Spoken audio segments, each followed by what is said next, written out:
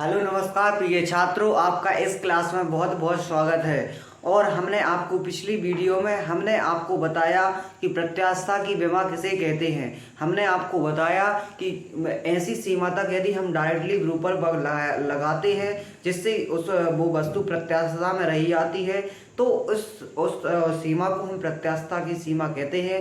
हमें आशा है कि आपको पिछले वीडियो समझ में आई होगी।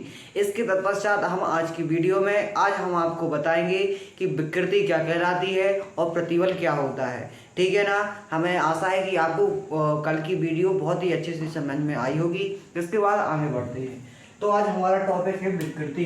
क्या है टॉपिक? विकृति। अब विकृति क्या कहलाती है, आप सभी को सबसे पहले विकृति जानने से पहले आपको सभी को विरूपक बल पता होना चाहिए। तो आप सभी इस बल से विदित होंगे। आप सभी लोग जानते हैं कि विरूपक बल क्या है।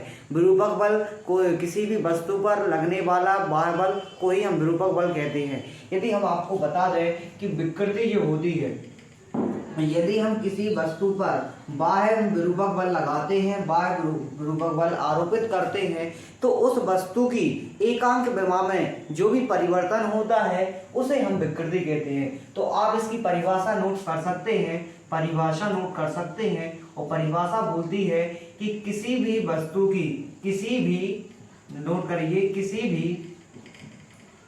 भी प्रत्यास्थ वस्तु पर किसी भी प्रत्यास्थ वस्तु पर यदि कोई बाह्य विरूपक बल आरोपित किया जाता है,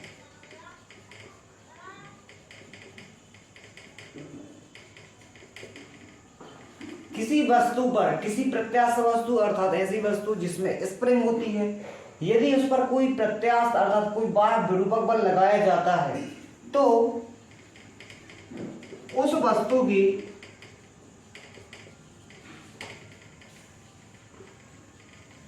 एकांक विमा में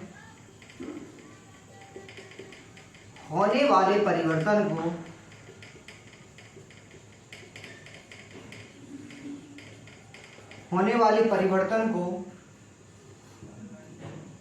क्या कहते हैं? विकृति कहते हैं।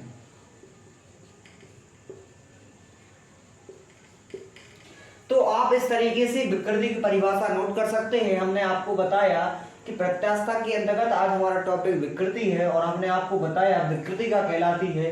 तो यदि हम किसी भी प्रत्यास्थ वस्तु पर कोई बाह्य विरूपक बल आरोपित करते हैं, तो उसकी जो एकांक विमा में जो भी परिवर्तन होता है उसे ही हम विकृति का नाम देते हैं। ठीक है ना। इसके तत्पश्चात हम आपको विकृति का सूत्र नोट करवाएंगे। सबसे पहले आप इस परिभाषा को नोट कीजिए।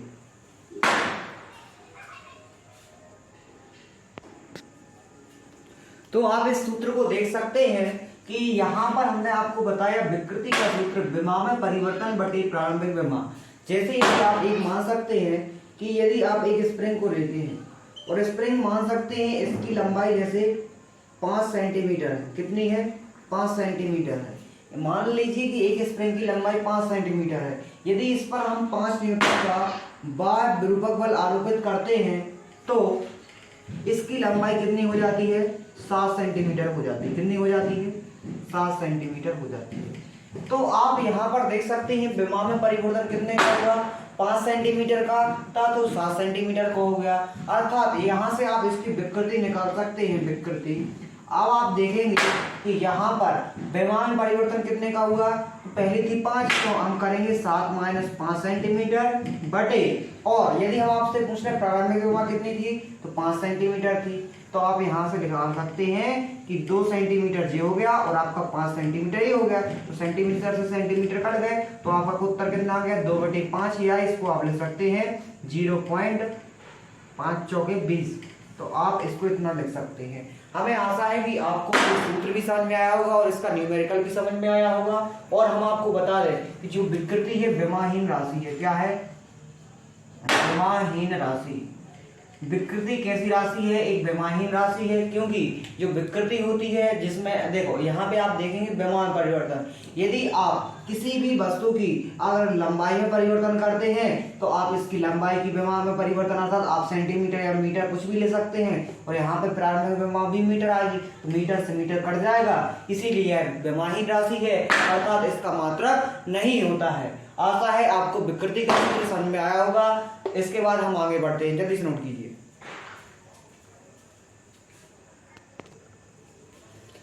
इसके तत्पश्चात हम आपको विकृति के प्रकार बताते हैं। विकृति के कितने प्रकार होते हैं? 3 प्रकार होते हैं। कितने प्रकार होते हैं? 3 प्रकार की विकृति होती है, जिसमें आपको हम बता दें सबसे पहली आपकी होती है अनुदैर्घ्य विकृति। क्या होती है?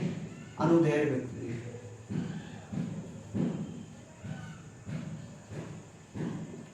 और दूसरे नंबर पे यदि आप विकृति की बात हो जाती है तो आपकी होती है आयतन विकृति। क्या होती है? आयतन विकृति। और आपके तीसरे नंबर पर हो जाती है अपरूपण विकृति। यदि हम आपको बता दें कि जो प्रत्यास्थता के अंतर्गत हम आपको विकृति के प्रकार बता रहे हैं, और इसमें हमने आपको बताया कि यहाँ पर आपको 3 प्रकार की विकृति देखने को मिल जाएंगी। जिसमें हमने आपको अनुदैर्घ्य विकृति बताया, दूसरे नंबर पे हमने आयतन विकृति बताया, तीसरे नंबर पे हमने अपरूपण विकृति बताया। यदि हम आपको बता दें कि यदि हम किसी भी वस्तु पर बाह्य विरूपक बल आरोपित करते हैं तो उस पर क्या होता है? यदि उसकी लंबाई में परिवर्तन होता है तो वो अनुदैर्घ्य विकृति कहलाती है, यदि उसके आयतन में परिवर्तन होता है तो वो आयतन विकृति कहलाती है, और यदि उसकी आकृति में परिवर्तन होता है तो उसको हम अपरूपण विकृति कहेंगे। यदि हम आपको इसमें हम बता दें कि इसमें किसमें परिवर्तन होता है तो लंबाई में परिवर्तन होता है। यदि हम आपको बता दें आयतन विकृति में किसमें परिवर्तन होता है तो आयतन में परिवर्तन होता है। और यदि हम आपको बता दें अपरूपण विकृति में किसमें परिवर्तन होता है तो वस्तु की आकृति में।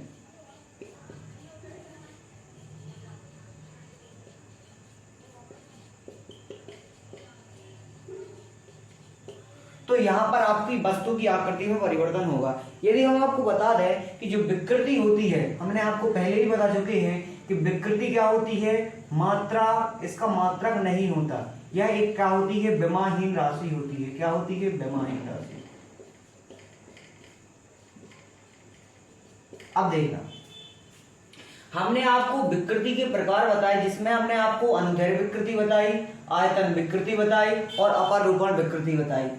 तो यदि हम आपको अनुदैर्घ्य विकृति की परिभाषा बताएं तो आप नोट कर सकते हैं, और जल्दी से नोट कीजिए। हम आपको डिक्टेट करते हैं, हम आपको बताते हैं कि अनुदैर्घ्य विकृति क्या कहलाती है। तो लिखिए, जब हम किसी वस्तु पर बाह्य विरूपक बल आरोपित करते हैं, जब हम किसी वस्तु पर बाह्य विरूपक बल आरोपित करते हैं तो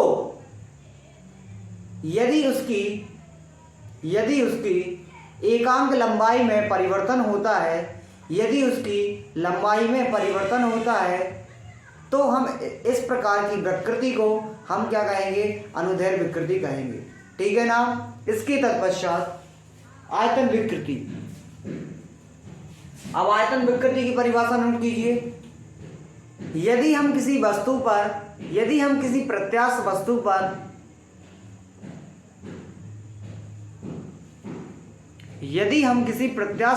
पर यदि हम कोई बाह्य विरूपक बल आरोपित करते हैं या लगाते हैं, यदि हम किसी वस्तु पर बाह्य विरूपक बल लगाते हैं तो यदि उसके आयतन में एकांक आयतन में परिवर्तन होता है तो इस प्रकार की विकृति को हम आयतन विकृति कहेंगे। ठीक है? इसके बाद आप अपरूपण विकृति में करेंगे।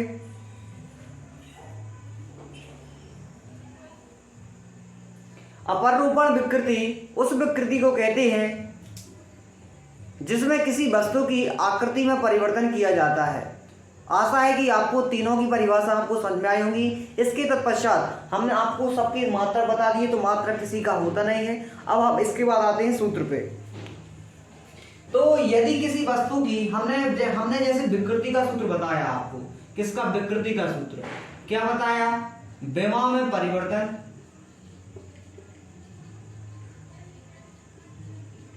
बटे प्रारंभिक विमा। इसी प्रकार आप अनुदैर्घ्य विकृति में क्या लिखेंगे? तो लंबाई में परिवर्तन, लंबाई में जितना परिवर्तन होगी, लंबाई में परिवर्तन क्या करेंगे? तो लंबाई में परिवर्तन बटे प्रारंभिक लंबाई। आशा है कि आपको इसका सूत्र बन जाएगा। इसके बाद हम यहां पे आते हैं अब आयतन विकृति पर। तो यहां पे लिखेंगे आयतन में परिवर्तन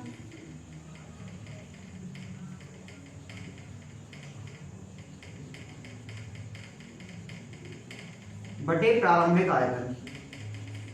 ठीक है, आशा है कि जल्दी से नोट कीजिए इन सूत्रों को।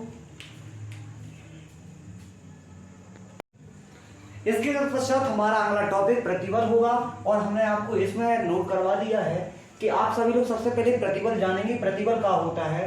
किसी वस्तु के एकांक अनुप्रस्थ काट के क्षेत्रफल पर लगने वाले प्रत्यानयन बल को क्या कहते हैं? हम प्रतिबल कहते हैं। अर्थात प्रत्यानयन बल आपको पता है, गुरुत्वाकर्षण बल के विरुद्ध में जो भी बल कार्य करता है उसे हम प्रत्यानयन बल कहते हैं। और हमने आपको बताया है किसी भी वस्तु के एकांक अनुप्रस्थ काट के क्षेत्रफल पर जो भी प्रत्यानयन बल आरोपित होता है उसे हम प्रतिबल कहते हैं।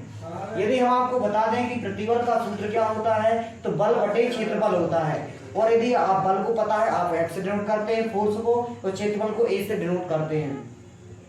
अब मात्रा की बात हो जाए तो F का मात्रा न्यूटन होता है और A का मात्रा होता है मीटर स्क्वायर, इसीलिए आपका मात्रा होता है न्यूटन प्रति मीटर स्क्वायर। यदि इसके विमेय सूत्र की बात हो जाती है तो अब हम आपको बता देते हैं इसका विमेय सूत्र होता है m ln वर्ग t इनवर्स 2। आशा